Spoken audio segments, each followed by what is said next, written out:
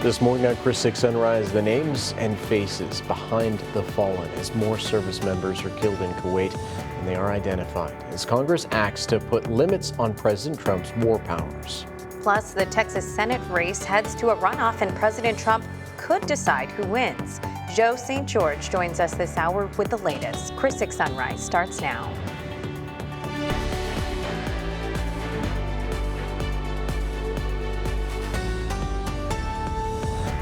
Hey there, good Thursday morning, everyone. You are watching Chris 6 Sunrise. Thank you so much for waking up with the Hoffmans today. I'm Brian Hoffman. And I'm Michelle Hoffman. Folks, we got a kind of windy, breezy start to the day. So we got to check out how the rest of the day is looking for all of us. So let's check in with meteorologist Stephen Jones. He has a look at weather and traffic. Good morning, Stephen. Morning. Well, good morning, you guys. You know, you're absolutely right, Michelle. It is warm and windy out there. Probably don't even need the jacket this morning. We're waking up to about 72, 73 degrees. Here's our live view from our Snoopy's Pier sky cam, thanks to Matthew's CCAC. Starting to see some early boaters out there, but luckily not too much traffic flow there on the causeway, so not going to run into any slowdowns. And really across the board, we haven't been tracking many slowdowns this morning. There's SPID, and you can see also flowing nicely. But what we are tracking, some of those warm temperatures and even still some of those stronger winds, at least in terms of the overnight hours. We're holding on to a wind about southeasterly 10 to 15 miles an hour, and across the board in those 70s. The cool spot is going to be Hebronville, coming in about 70 degrees so far, but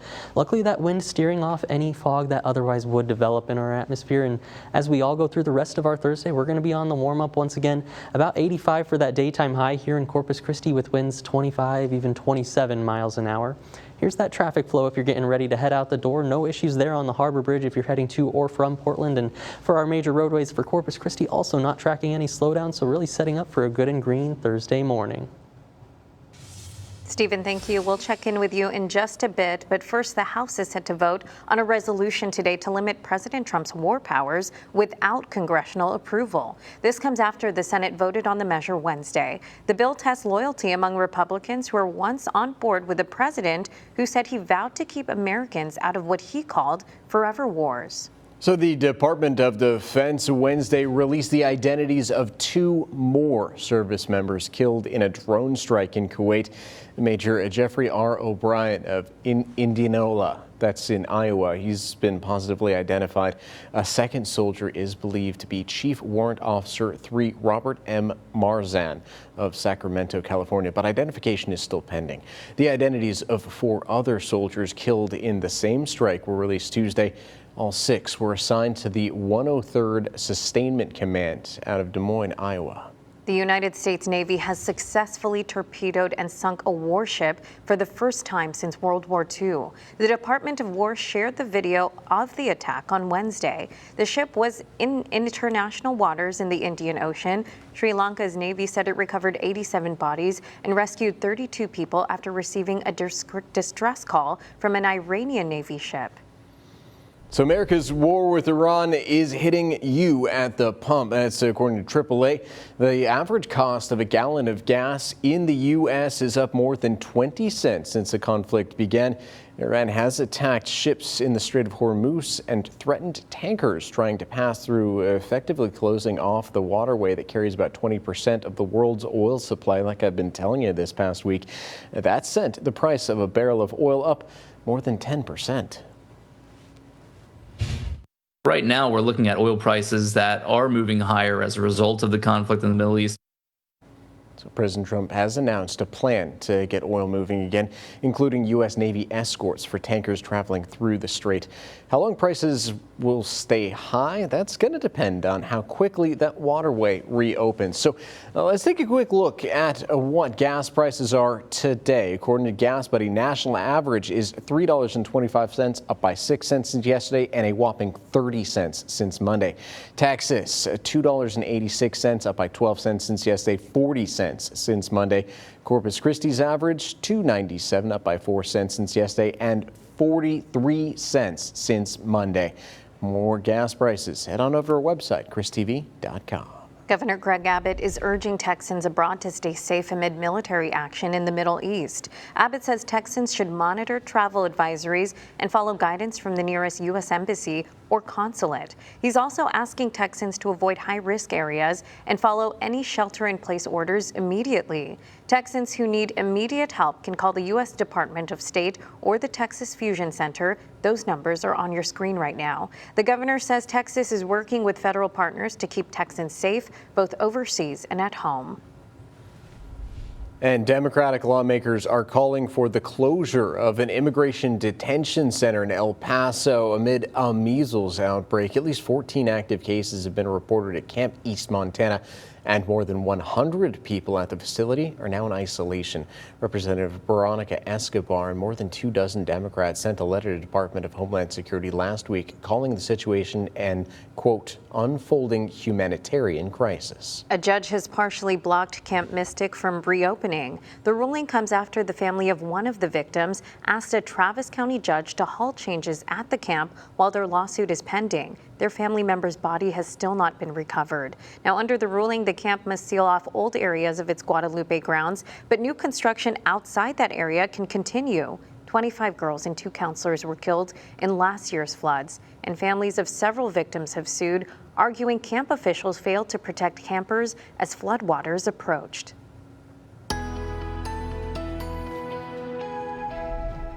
Well, good Thursday morning there, Coastal Bend. I'm meteorologist Stephen Jones.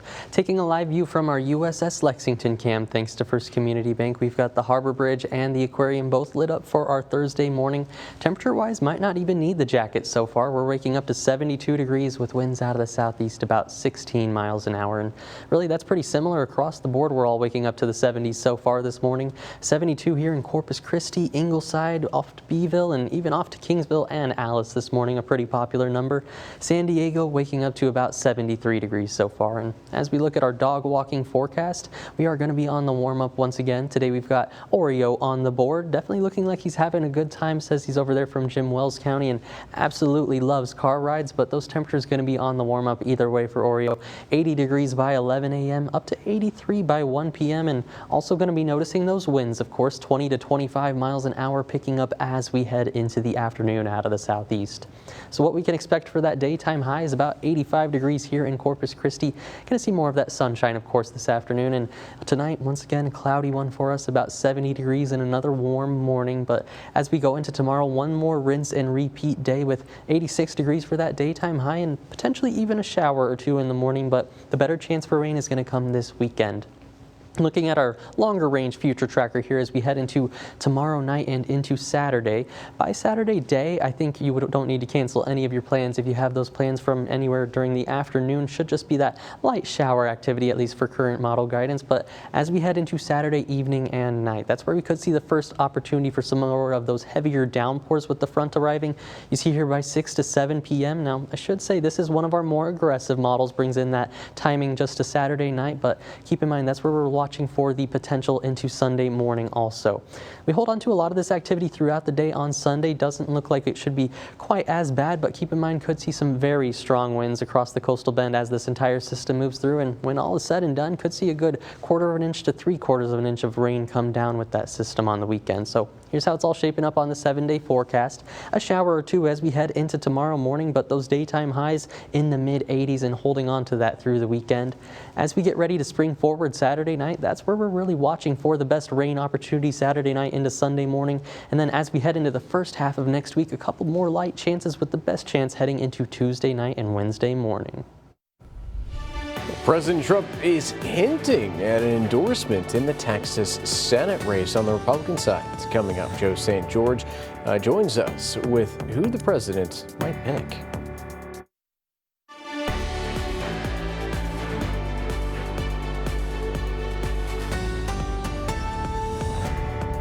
Welcome back, folks. The Texas U.S. Senate race is heading to a runoff. Neither Senator John Cornyn or Attorney General Ken Paxton actually surpassed that 50% threshold in Tuesday's primary. Now, all eyes are on President Trump. He's hinting at an endorsement in that race, and it could change everything. That's right. To talk more about this, we're bringing on in our Deputy Political Director, Mr. Joe St. George. Hey, good morning, Joe. Good to see you, sir. Between Cornyn and Paxton, who might President Trump pick in this Senate race? Well, it depends, I think, if he leads with his heart or he leads with what maybe Washington pollsters and strategists might advise him. We can share with you what the president has said on social media, on Truth Social, quote, "The Republican primary race for the United States Senate in the great state of Texas, a state I love and won 3 times in record numbers, the highest vote ever recorded by far, cannot," the president says this runoff cannot, for the good of the party and our country itself, be allowed to go on any longer. He went on to say, "I'll be making my endorsement soon and will be asking the candidate that I don't endorse to immediately drop out of the race." Now, that doesn't mean that person would drop out of the race, but clearly this may be where we're heading. And I wouldn't be surprised if the president does this sooner rather than later. I mean, yes, technically the runoff is in the end of May, but think about it for a minute. Every week this goes on, every week in March, every week in April, every week in May. You're talking about using money that the Republicans would much rather use in the general election campaign, trying to defeat the Democratic nominee, James Tallarico. Remember, Democrats feel like maybe there's something in the water in Texas this year. Yes, it's been 3 decades since a Democrat won statewide races, but there's surveys and polls with Hispanic and Latino voters, the redistricting fight, immigration enforcement. Now we have the war in Iran. Democrats think maybe, just maybe, 2026 may be the year. So who does President Trump choose? Ken Paxton, the MAGA firebrand that MAGA has rescued many times during political scandals. Clearly the results from Tuesday show that MAGA still loves the Attorney General. Or does the president go with the incumbent, Senator John Cornyn?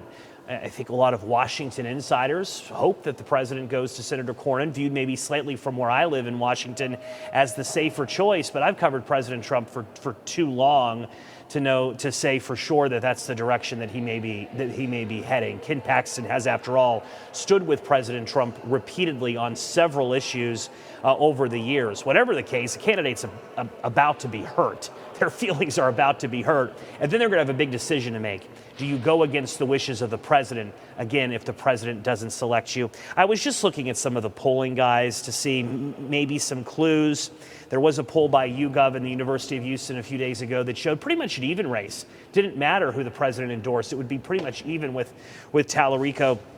I was looking at an Emerson College poll that showed Cornyn with a slight advantage over Paxton. So we'll wait to see not just who the president decides, but when the president decides. Again, the Senate primary in Texas, $77 million was spent. Certainly Republicans want to start using some of these dollars in the general election campaign. Yeah, like you said, Joe, we'll just wait and see. Thank you so much for your time today. I appreciate you keeping up to date on Texas politics. We'll talk again very soon.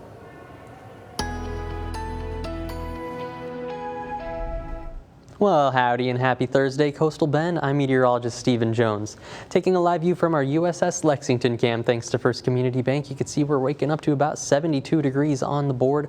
Winds out of the southeast, 16 miles an hour, shaking the camera around a little bit there, but got the good color on the Harbor Bridge. My favorite, at least, got a good green glow going so far this morning. And as we're waking up, getting ready for that bus stop forecast, should be in the lower 70s for that 7 a.m. drop-off, but as we get ready for pickup around 3 p.m., should be windy and warm once again, about 84 degrees, if not even 85 for our daytime high.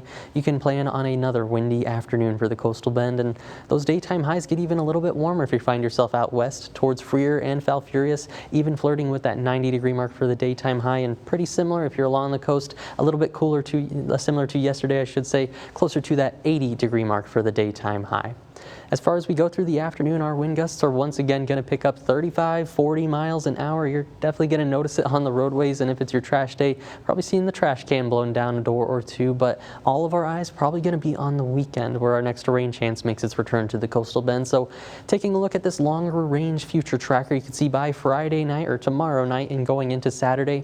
I want to preface by saying if you have plans on Saturday day, it doesn't look like it should be too bad in terms of that rain, more of that light shower activity, but where we're really forecasting for some of the heavier downpours is going to be towards Saturday night, 8 to 9 p.m. And even some of the models have backed off a little bit, pushing it closer to Sunday morning for us. So Saturday night, Sunday morning is where we're watching for the main event for some heavier downpours and thunderstorms to work in. And when all is said and done, after it all moves through the area, could pick up a good 1/4 of an inch to even upwards of 3/4 of an inch. But keep in mind, these storms could be fairly strong out there. The main severe threat we'd be watching for, the National Weather Service Storm Prediction Center has put us in a level 2 out of 5 risk for Saturday night into Sunday morning. So what we're watching for with this, mainly going to be straight line winds. We could see some hail develop in some of the stronger storms, but in terms of a tornado potential looking fairly low, I think the largest potential we're going to see is going to be with that wind threat as it moves in. But overall, a good drink of rainfall for the coastal bend, looking like 1/4 of an inch to 3/4 of an inch, unless you find yourself under one of those higher totals a little bit further north. But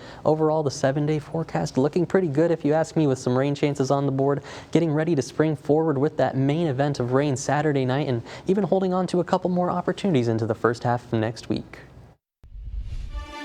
From a social media post to an unforgettable birthday party, I'm Stephanie Molina in Keysville, speaking to a little girl who brought the community together.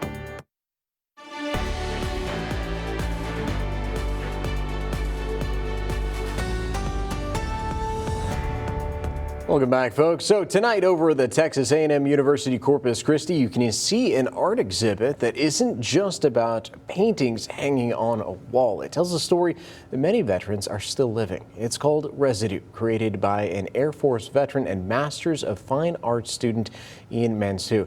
The exhibit puts a spotlight on the hidden cost of military burn pits and the lasting impact that they've had on those who've served. The opening reception begins at 5 tonight over the Wheel Gallery. That's on the first floor of the Center for the Arts building on campus. Michelle and I will actually be checking it out today, discovering how this project connects the artist's service to his story.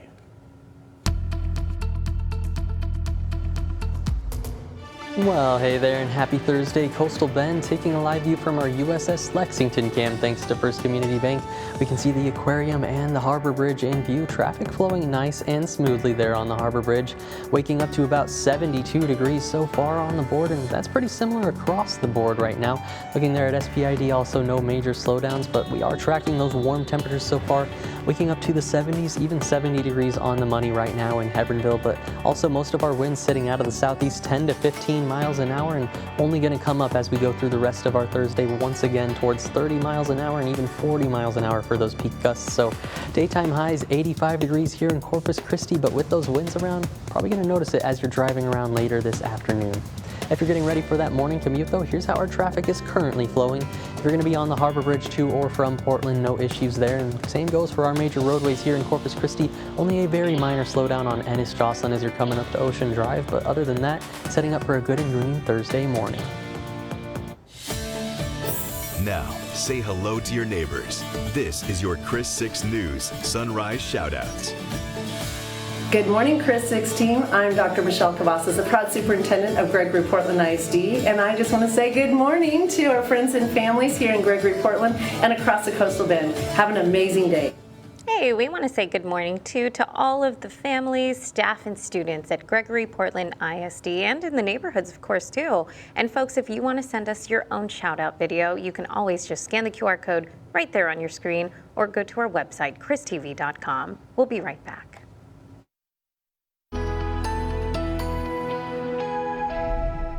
Well, howdy and happy Thursday. Coastal Bend, I'm meteorologist Stephen Jones.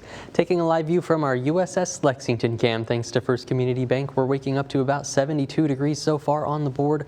Winds out of the southeast 16 miles an hour in both the harbor bridge and the aquarium, both my favorite color of green, with a good green glow on the horizon so far under those cloudy skies in our atmosphere.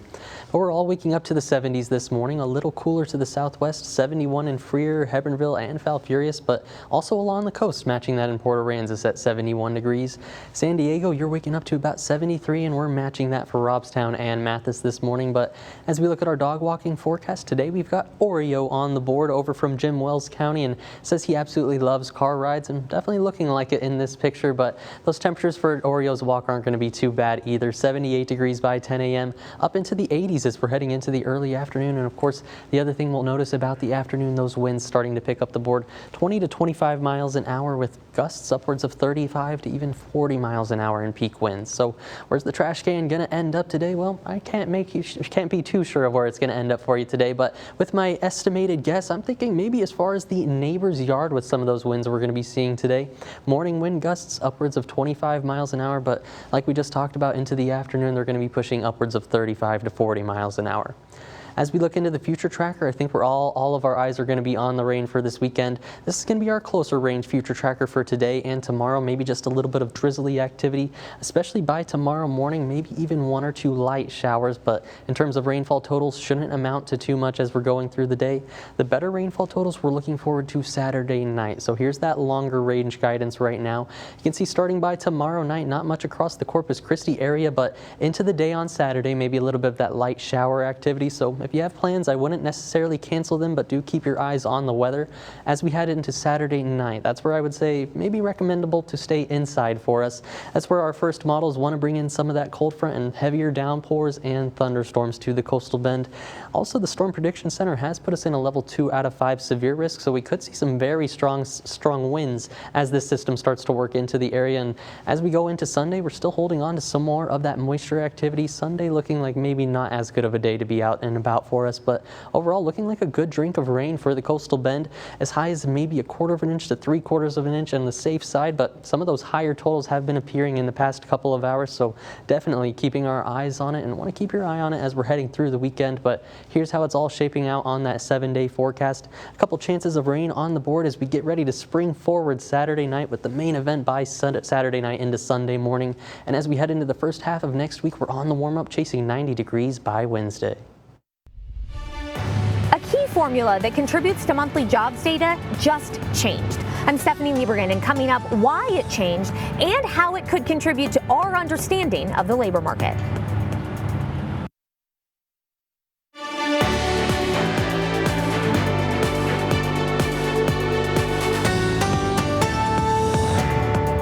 Set to get the latest jobs report on Friday. It will tell us how many jobs were gained or lost in February, but it's also going to be just the second time that the government is using a new formula to calculate those numbers. When the Bureau of Labor Statistics releases its monthly jobs report, jobs report hitting the wires. Markets move, politicians react, and the White House often claims credit or assigns blame. Recently, the formula behind the headline-making number changed. Starting in January, the Bureau changed how it analyzes the raw data with what it calls the birth-death model. The model is designed to estimate jobs created by new businesses and jobs lost when companies close before those changes show up in official records. Economist Diane Swank. In order to get the data out quickly, they make assumptions about the pace at which new businesses are being formed, births, and new businesses are actually failing, deaths. Because new job gains and losses aren't immediately measured, the monthly report relies on estimates, and that's why the government makes revisions months after the numbers are originally reported. The new formula for the birth-death model is designed to limit that. What it's doing is assuming a much lower rate of new firm births and a higher rate of new firm deaths, because that's what actually happened. That should lead to more accurate figures and less drastic revisions, says Bureau of Labor Statistics economist John Stewart. It should lower the error in our monthly estimates of the over-the-month change, such that our annual revisions will become smaller. But data experts like Eric Packman say the monthly report is still far from perfect. This is a model. Non-farm payroll is a model. All models have error. It's good, but it's not perfect. Ultimately, economists say the monthly data should be looked at like a baseline, not the definitive bottom line. The goal is to get as accurate as possible, as timely as possible, but in some cases we find when the world shifts dramatically and we're standing on fault lines a lot these days, that ends up sort of wreaking havoc on some of the data and some of the revisions. Stephanie Liebergan, Scripps News Group. Well, good Thursday morning there. Coastal Bend taking a live view from our Snoopy Sky Cam. Thanks to Matthew CCAC. Some good glimpses of the sunrise getting ready to come up, and we're sitting with 72 degrees so far for our morning low right now, and winds out of the southeast about 15 miles an hour. That's pretty much across the board. We're all waking up to those 70s right now. 73 degrees in Beeville, and we're matching that for Alice. 71 in Port Aransas, with the cool spot being Hebronville off towards the southwest, coming in at 70 degrees so far. As we go through the rest of our Thursday, we are going to be on the warm-up, but here's a look at that current radar. Not too much rain on the board right now. You can see just a few specks of green, especially as you work up there closer to San Antonio along I-37, but that's really all we're seeing this morning is maybe just some of those drizzlies out there as we're heading out for work. But through the rest of our Thursday, like I was talking about, we're all on the warm-up. 85 degrees here in Corpus Christi for that daytime high. Areas out west towards Freer and Falfurrias even flirting with the 90-degree mark, but winds are also going to come up 25 miles an hour, even upwards of 30 miles an hour into the afternoon, and we're holding on to a lot of these warmer temperatures through the 10-day forecast ahead, so don't expect too many cool downs on the way, but of course we do have that rain on the way this weekend. I'll break more down on those precipitation chances coming up in our full 7-day forecast. This morning on Chris 6 Sunrise, names and faces behind the fallen as more service members are killed in Kuwait and they are identified. And that's as Congress acts to put limits on President Trump's war powers. Plus, a dream graduation trip turns into a nightmare for a Rockport woman trapped in Dubai as war rages around her. We'll show you what Governor Abbott wants Texans to know abroad. Now, 20 minutes of nonstop news, sponsored by Ewald Kubota. Hey folks, thank you so much for joining us for our 20 minutes of non-stop news with the Hoffmans. I'm Brian Hoffman. And I'm Michelle Hoffman. We have plenty of neighborhood news for you this morning, as always, folks. But first, let's check in with meteorologist Stephen Jones. He has a look at our weather and roads this morning. Good morning. Morning. Well, good morning, you guys. You know, it's looking pretty good out there so far. A little bit cloudy, a little bit warm, and just a little bit windy as we're heading out the door. But those are only going to pick up as we head into the afternoon. Here's a live view from our USS Lexington cam, thanks to First Community Bank. 72 degrees what we're waking up to so far under those cloudy skies, but still have the nice green glow there on the Harbor Bridge. My favorite color for sure, but luckily not tracking any major slowdowns so far. And you can see here on SPID a few more cars flowing along that, but still the same story without any slowdowns as of right now. And temperatures across the board are in the 70s, winds out of the southeast 10 to 15 miles an hour. Not going to quite notice it bouncing around on the roadways this morning, but as we roll into the afternoon and for that evening commute home, you're definitely going to be noticing it by that point. 20 to 25 miles an hour later this afternoon with gusts as high as even 40 miles an hour at times. But if you're getting ready to head out the door right now, looking like pretty good and green traffic flow there on the Harbor Bridge if you're heading to or from Portland. For our major roadways in Corpus Christi, also coming in the clear. Ocean Drive, SPID, and Saratoga, no issues right now, so really just setting up for a good and green Thursday morning. Stephen, thank you so much. We'll check back in with you in just a bit. But first, the House is set to vote on a resolution today to limit President Trump's war powers without congressional approval. This comes after the Senate voted on the measure Wednesday. The bill tests loyalty among Republicans who were once on board with a president who said he vowed to keep Americans out of what he called forever wars. And America's war with Iran is hitting you at the pump, as according to AAA, I should say. The average cost of a gallon of gas in the U.S. is up more than 20 cents since the conflict began, with Gas Buddy saying even more. Iran has attacked ships in the Strait of Hormuz and threatened tankers trying to pass through, effectively closing off a waterway that carries about 20% of the world's oil supply. That sent a price of a barrel of oil up more than 10%. Right now, we're looking at oil prices that are moving higher as a result of the conflict in the Middle East. Now, President Trump has announced a plan to get oil moving again, including U.S. Navy escorts for tankers traveling through the strait. How long prices will stay high? Well, that will depend on how quickly the waterways reopen. Now, let's take a quick look at what gas prices are looking at today. According to Gas Buddy, nationally, $3.25, up by 6 cents since yesterday, 30 cents since Monday. Texas is $2.86, up by 12 cents since yesterday, up by 40 cents since Monday. Corpus Christi, $2.97 is the average, up by 4 cents since yesterday, and 43 cents since Monday. For more gas prices, head to our website, christv.com. As the U.S.-Israel war against Iran continues, many are stuck in the middle, quite literally actually, including one of our own neighbors from Rockport. I spoke with Mary Tucker, who went overseas for a graduation trip, but the dream vacation turned into a nightmare. I actually just graduated with my MBA from A&M Corpus, so we figured that this would be a good opportunity to experience different cultures and travel the world. We started in Australia on February 6th, went over to Singapore. The next stop was Dubai. Mary Tucker arrived on February 27th, the night before Iran began firing missiles and drones across the region in retaliation for U.S. and Israeli strikes. The first sign something was wrong came while she was at a beach club. We heard two pretty loud boom sounds. Of course, at the time, we didn't realize those were explosions. She says no one really panicked at first until what they were seeing in the sky became impossible to ignore. 5 missiles were intercepted right above us. And so that was when things really started to feel scary. Chilling emergency alerts followed. Tucker shared this notification from her phone, urging people to seek shelter immediately due to potential missile threats. Our entire apartment is floor-to-ceiling glass windows. We decided to build a little shelter in our bathroom. Sleeping on the bathroom floor in a city known for luxury and tourism. Tucker also shared this video of a restaurant connected to her Airbnb, once buzzing with shoppers and diners, now deserted, days after the initial attack. So we've seen a good amount of tourists kind of go back to normal life, but I do think a lot of locals have remained sheltering, so it's kind of just an odd mix that no one knows how to feel. There's still kind of explosions going off in the air, fighter jets flying by. The U.S. has been urging Americans in the region to leave immediately, but airspace across the Middle East is mostly shut. I know you said you had plans to go to France. Unfortunately, my flight was canceled. Do you feel like you're safe in that area? I do feel like I am safe in Dubai. We are just keeping in mind that although there are scary noises going on, as long as we, stay indoors and trust the UAE to continue defending their country, that this is the best place we could be, at this point in the Middle East.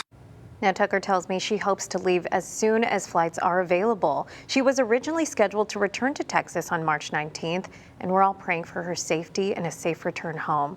Governor Greg Abbott is urging Texans abroad to stay safe amid military action in the Middle East. And Abbott says Texans should monitor travel advisories and follow guidance from the nearest U.S. embassy or consulate. He's also asking Texans to avoid high-risk areas and follow any shelter-in-place orders immediately.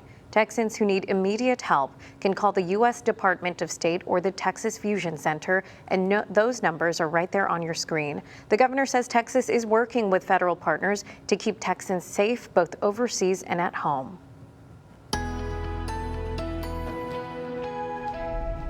Well, hey there, and good Thursday morning, Coastal Bend. I'm meteorologist Stephen Jones. Taking a live view from our studio sky cam, you can see a gorgeous sunrise so far on our hands, but cloudy skies obscuring it just a little bit out there, and we're pretty warm so far this morning. 72 degrees on the board and plenty of moisture in the atmosphere, but without any source of lift, we don't have too much rain on the board today. Let's go on and take a look at some temperatures with our Chris 6 Neighborhood Weather Network. On the south side, sitting at 72 degrees across the board from Pebble Beach Drive down there to Garden Court. And as we work a little bit further inland, closer to Lake Corpus Christi, George West coming in at 73 degrees. 73, a very popular number for all of our roads closer to Lake Corpus Christi. So across the board, waking up to the 70s this morning, and that's what you're going to expect for that 7 a.m. drop off here in just a few minutes. By the 3 p.m. pickup for our bus stop forecast later today, it's going to be warm and windy once again. Looking at 85 degrees for the daytime high here in Corpus Christi. Winds once again out of the southeast 20-25 miles an hour and gusting to 35, even 40 miles an hour this afternoon. So probably going to notice it as you're driving on the roadways home this evening. But forecast highs this afternoon get even a little bit warmer if you find yourself in Freer or Falfurrias, getting closer to those lower 90s as you work out west with a slightly drier relative humidity in place. Closer to the coast, similar to yesterday, closer to 80 degrees from the Naval Air Station through Rockport, so fairly comfortable there, but all of us are going to see those winds come up into the afternoon. Like we talked about, wind gusts are pushing 35 miles an hour. Looks like that peak just before dinner time once again, and as we go into the overnight hours following that rinse and repeat pattern into tomorrow with another warm and windy day on the way, but I think all of our eyes are going to be on the weekend for that weekend rain chance. So here's one of our longer range future trackers. You can see going into Saturday evening is where we start to see the best rain chances. should say if you have any plans for Saturday itself during the day, I don't think you need to cancel them by then. Just looking like some light shower activity. But as we head into Saturday evening where that cold front starts to get a little bit closer, wants to bring those thunderstorms and heavier downpours back into the area. So that's where I'd start to recommend not having outdoor plans into Saturday night and Sunday morning, especially as we see the main event start to roll through the area. And rainfall totals looking pretty promising for right now, as high as 1/4 of an inch to 3/4 of an inch. And the further northwest you go, the better rainfall you're likely going to see, which is very good news for our watershed area. But overall, in terms of the 7-day forecast, I am definitely a fan of this one. Seeing those rain chances start as soon as tomorrow morning, and the main event start as we're getting ready to spring forward our clocks there Saturday night, and holding on to the first half of next week, just that warm up on the way, even chasing 90 degrees by next Wednesday. Now, 6 things to know before you go. The Department of Defense released the identities of 2 more service members killed in a drone strike in Kuwait. Major Jeffrey R. O'Brien of Indianola, Iowa, has been positively identified.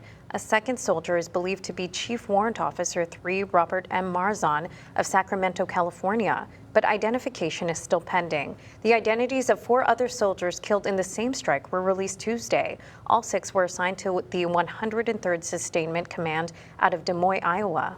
And defense contractors are heading to the White House Friday. Officials say executives will meet with the administration to discuss ramping up weapons production as the war with Iran continues. President Trump says that the U.S. military's supply of munitions is virtually unlimited. But some sources say that allies in the Middle East are worried about dwindling stockpiles of interceptor munitions. That's the weapons used to defend against drone and missile attacks. Democratic lawmakers are calling for the closure of an immigration detention center in El Paso amid a measles outbreak. At least 14 active cases have been reported at Camp East, Montana. More than 100 people at the facility are now in isolation. Representative Veronica Escobar and more than 24 Democrats sent a letter to the Department of Homeland Security last week, calling the situation a, quote, unfolding humanitarian crisis. United Airlines has a new rule, and it could get you kicked off your flight. The carrier amended its policies last week, requiring passengers to wear headphones when watching or listening to content on their devices. Those who don't comply could be removed or even permanently banned from flying United, and will get a big old frown from the Hoffmans. Hey, if you forget your headphones, the airline will provide free earbuds when available. If not, turn the volume off. Maybe just read a book. If you're headed downtown today, heads up folks, Belton Street between North Tonkawa and North Mesquite Street will be closed starting this morning at 9 a.m. Crews need to remove overhead spans from the original 1959 Harbor Bridge, and the closure could last up to 72 hours. Drivers should detour using North Chaparral Street, Eastport Avenue, and North Tonkawa Street. Well, drivers can expect a traffic change on Bonner Drive on the city's south side. Starting up today, that stretch from Flynn Parkway to Everhart Road is switching to a one-way eastbound traffic. The change is part of a $3.6 million road reconstruction project that voters approved in 2022. The goal is to improve the roadway and boost safety for drivers and pedestrians. The one-way traffic pattern is expected to stay in place through June. Drivers should follow those posted detour signs throughout the construction zone. A simple social media post asking for community support ended up making a 9-year-old's birthday party a big one, after it ended in heartbreak. I'm your Kingsville neighborhood news reporter Stephanie Molina, speaking with her on how her day unfolded. This is a cat. It's a cat? I had it since I was 3 or 4. Oh, really? That's Isley Marquez. She is known as a loving and playful child by her mother, Samantha Chamberlain. This past Saturday, her mother organized Isley's 9th birthday party after missing her last birthday because she worked. Samantha tells me there was a lot of work that went into planning it. She was really excited. She was just kind of anticipating, are you guys going to be done decorating by the time that people get here? However, after 30 minutes, no one has showed up to the party that was hosted at one of her favorite places, the Pizza Hut in Kingsville. And I just thought to myself, no, right? Because here I am finally able to make the birthday party. and nobody's here. This saddened Isley and her family. I kind of felt like I failed a little bit, and I know that's not right, but I kind of felt like I failed her. But Samantha's quick thinking made her turn to social media, asking if anyone in Kingsville would like to join the party. And surely, neighbors came through. Samantha says that outpouring of love flooded in fast. This place that we're in right now was full. It was filled with people. I started thinking, my goodness, if everybody, comes, there's no way that I'm going to be able to afford all of this. Neighbors who attended even brought gifts for Isley, making her day even more special. I got Pokemon cards, I got slime, I got toys. And the love didn't stop there. Isley got surprised by other neighbors who were not able to make the party. So it was really nice to be able to do that for her. And again, we have a daughter, so I just think about her, and I hope that it brought a smile to her face, knowing that we're here. Isley's 9th birthday wasn't just memorable. It was proof of how strong the Kingsville community is. Happy birthday, dear Isley. So overall, how do you feel like your birthday party went? I think it went great. Maybe a little bit better than great.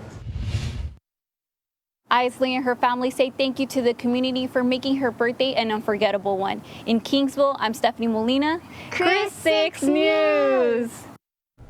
Oh, very cute. All right, here's something that's super entertaining this morning. Have you ever wanted to throw a tantrum at the mall and get away with it?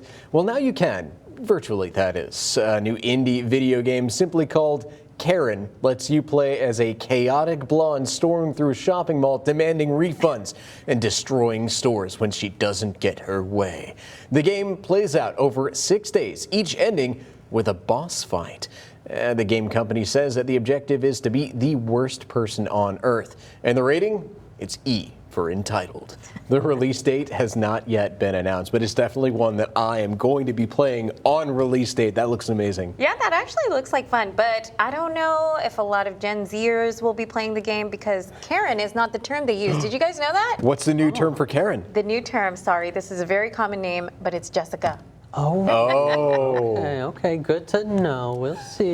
But either way, looking like a pretty fun game. I'm interested to see what the boss fights would be. You think you're fighting the store managers or maybe even other Karens out there? Mega Karen.